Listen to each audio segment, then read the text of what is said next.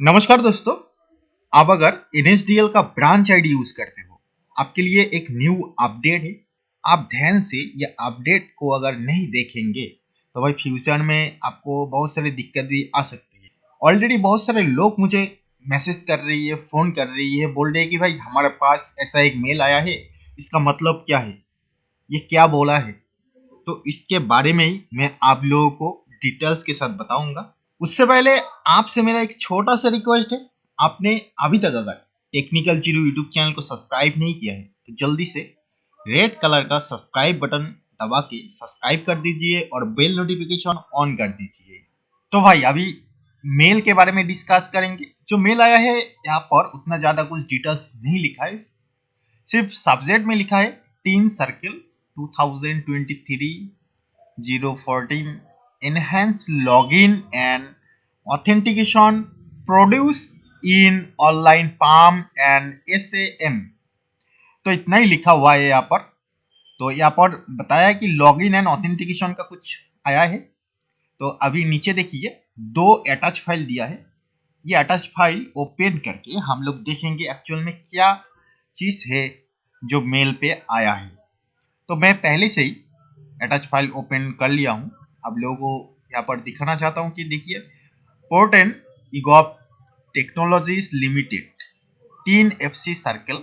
देखिए यहाँ पर मेमो नंबर भी दिया है, डेट देखिए नवंबर 25 ये मेल आया है। तो enhance login and authentication produce in online palm and SAM।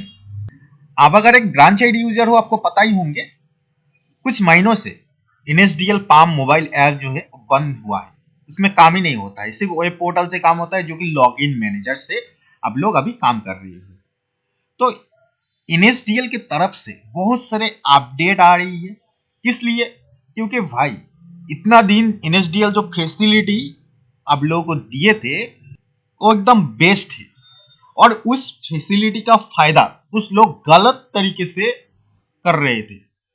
इसलिए NSDL ने अपने सिक्योरिटी पर्पस बहुत सारे चेंजेस लाया है। उसमें से ये एक चेंजेस है।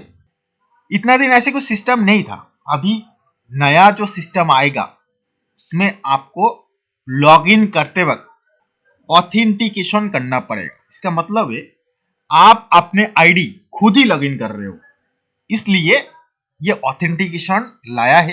अभी मैं आप लोगों को बताऊंगा किस तरीके से होगा। All teen facilitation centers, teen FC and PAN centers are hereby informed that the existing login and user authentication produced in front office software, online PAM and SAM made available by Portal for providing PAN and teen services is being further enhanced to strengthen the system security. यहाँ पर जो बताया है, आप अगर NSDL का tin FC and pan centre चलाते हो तो आपके लिए ये न्यूज है। पहले आप लोग आईडी और पासवर्ड डाल के लॉगिन किया करते थे, सिंपल कुछ चीजें थे। अभी ये जो लॉगिन सिस्टम है इसको थोड़ा चेंजेस किया है सिक्योरिटी रीजन पर्पस, क्योंकि इतना दिन कोई ऐसा कोई सिक्योरिटी नहीं था, कोई ऑथेंटिकेशन वाला चीज नहीं था। आईडी और पासवर्ड जिसके पास है वो लॉगिन किया करते थे, लेकिन अभी इसमें कुछ सिक्योरिटी या चेंजेस लाया है जो यहाँ पर बताया है। तो अभी नीचे लाऊंगा और यहाँ पर the revise login and authentication produce is as followers. First, users will be required to enter their user ID and password and capture and submit। इतना दिन आप लोग जैसे लॉगिन किया करते थे, कैसे? लॉगिन मैनेजर पे जाकर आईडी और पासवर्ड देते थे, उसके बाद कैप्चर देकर सबमिट करते थे, लॉगिन हो जाते थे। तो सेम ही सिस्टम है बट इसमें कुछ एक्स्ट्रा चीज लाया है। देखिए सेकंड नंबर पे बताया है on successful authentication of details user will be show marked email ID and mobile number registered in online palm /SAM in marked format as select anyone। जब आप आईडी पासवर्ड और कैप्चर देके submit करेंगे उसके बाद आपके सामने दो चीज आया, एक तो ईमेल और मोबाइल। इसमें कोई भी एक सिलेक्ट करना पड़ेगा। आप चाहो तो मोबाइल नंबर सिलेक्ट कर सकते हो, नहीं तो ईमेल आईडी सिलेक्ट कर सकते हो। सिलेक्ट करने के बाद क्या होगा, OTP will be sent at mobile number और email ID as selected by the user। आप ईमेल या मोबाइल कुछ भी सिलेक्ट करेंगे, जो भी सिलेक्ट करेंगे, अगर मोबाइल सिलेक्ट करेंगे तो मोबाइल में ओटीपी आएगा, ईमेल सिलेक्ट करेंगे तो ईमेल में ओटीपी आएगा। ठीक है, ओटीपी आ गया है।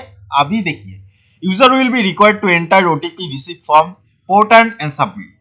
आपके पास जो ओटीपी आएगा वो ओटीपी वहां पर देना पड़ेगा।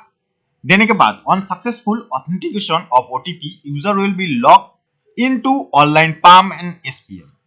उसके बाद आप जब ओटीपी डाल के सबमिट करोगे, आपके जो ऑथेंटिकेशन है वो सक्सेसफुली हो जाएगा, आप लॉगिन भी हो जाओगे। 6 नंबर पे क्या लिखा है, in case of authentication failure two more attempt will be provide to the user by resending the OTP. 1 से 5 तक जो इंफॉर्मेशन बताया आप लोगों को, उसमें अगर कोई दिक्कत आती है तो 6 नंबर पर वही बताए। आपको अगर कुछ दिक्कत आती है, फर्स्ट टाइम आप अटेम्प्ट किया, ओटीपी दिया, ऑथेंटिकेशन नहीं हुआ, फेल हुआ, फिर आप और 2 बार कर पाएंगे ऐसे ईमेल और मोबाइल पे रीसेंड ओटीपी करके फिर से ओटीपी आप सबमिट करोगे। उम्मीद करता हूं कि दिक्कत नहीं आएगा, क्योंकि जो ओटीपी आएगा वही आप देंगे, उसके बाद ही लॉगिन होगा। गलत ओटीपी मत दीजिएगा, क्योंकि गलत ओटीपी देंगे तो सबमिट ही नहीं लेगा भाई, तो फेलियर होगा, ऑथेंटिकेशन फेल आएगा। ठीक है, तो यही है कुछ चेंजेस वगैरह, तो आपको शायद समझ में आए होंगे। अगर नहीं आए होंगे, नेक्स्ट जो मैं आप लोगों को दिखाने वाला हूं इसमें आपको जरूर समझ में आ जाएगी, क्योंकि ये यूजर मैनुअल है।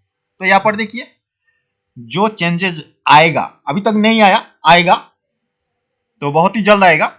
तो पहले आप क्या करते थे, फर्स्ट लॉगिन मैनेजर ओपन करते थे। देखिए, लॉगिन मैनेजर ओपन कर लिया आपने, उसके बाद यूजर आईडी पासवर्ड कैप्चर देके सबमिट करके लॉगिन किया करते थे। सेम टू सेम है, बट एक एक्स्ट्रा ऑप्शन यहाँ पर देखिए, ओटीपी ऑथेंटिकेशन। अभी नेक्स्ट जो अपडेट आएगा ना, जब पोर्टल में अपडेट आएगा तब आपको ऐसा ऑप्शन दिखने के लिए मिल जाएगा। जब आप आईडी पासवर्ड और कैप्चर डाल के सबमिट करोगे, आपके सामने ओटीपी ऑथेंटिकेशन का एक पेज आएगा। इसमें आपका ईमेल आईडी और मोबाइल नंबर दिया रहेगा, इसमें से कोई भी एक सिलेक्ट करना पड़ेगा, मोबाइल या ओटीपी। जो सिलेक्ट करेंगे उसी में ही ओटीपी आएगा। सिलेक्ट करने के बाद यहाँ पर जनरेट ओटीपी क्लिक करेंगे, उसके बाद ओटीपी आएगा। ओटीपी आने के बाद आप ओटीपी सबमिट करोगे, देखो ऐसा ओटीपी सबमिट करोगे, उसके बाद लॉगिन हो जाएगा। तो ऐसे कुछ काम करेगा भाई, यही मेल आया है।